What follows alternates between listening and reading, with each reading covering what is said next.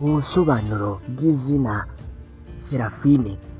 Serafine ni izina ry'igifaransa ariko kandi rifite imizi mu giheburayo bivuye ku ijambo Seraphim, ariko kandi naryo rikaba rikomoka ku rurimi rw'ikilatini, rikaba risobanura urumuri ruturuka mu ijuru. Serafine rero bamwe uzasanga barisobanura yuko risobanura umumarayika w'urumuri, abandi bakarisobanura yuko risobanura utwika cyangwa se ufite roho ikomoka mu ijuru.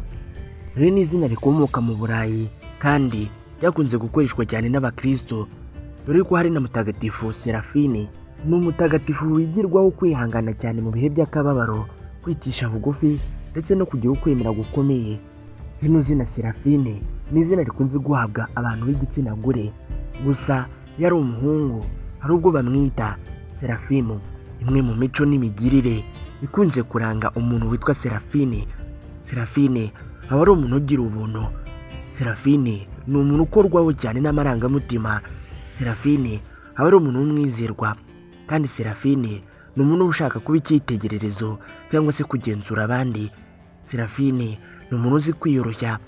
Serafine aba ari umuntu wigiramo ubuhanga. Serafine ni umuntu uzi guhanga udushya, kandi Serafine ni umuntu utwarwa cyane n'imico runaka. Serafine ni umuntu ushaka kwigaragaza neza, kandi Serafine ni umuntu ugira umutima wa kimuntu. Gusa niba witwa Serafine ugomba kwita kuri ibi bintu. Serafine hari ubwo aba ari umuntu unenga abandi cyane, ibintu bitari byiza.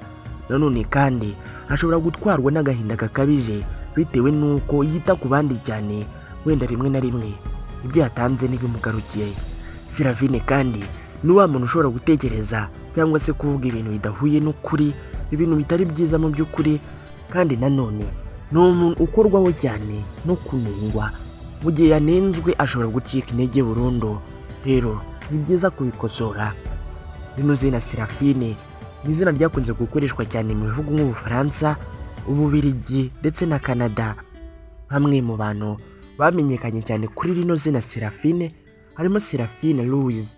Uyu yamenyekanye cyane mu bikorwa by'ubuhanzi, cyane cyane ubwo gushushanya. Rero niba witwa Serafine uzi cyangwa uturanye n'umuntu witwa Serafine, reka nkwifurize kugubwa neza.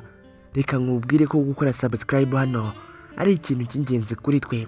Naho jye nitwa Aimable Niyongira, munyemerere duhure ubutaha.